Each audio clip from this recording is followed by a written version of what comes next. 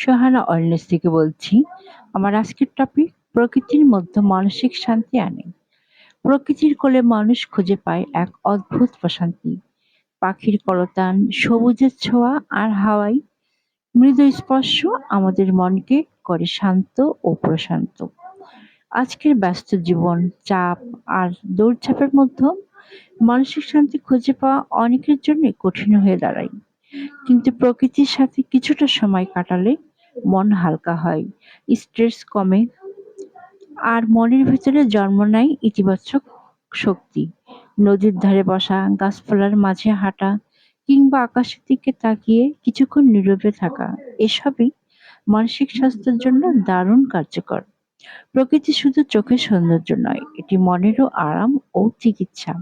তাই প্রতিদিন কিছুটা সময় প্রকৃতির সাথে কাটান, মনকে শান্ত রাখুন এবং জীবনে আনুন নতুন উদ্দীপনা।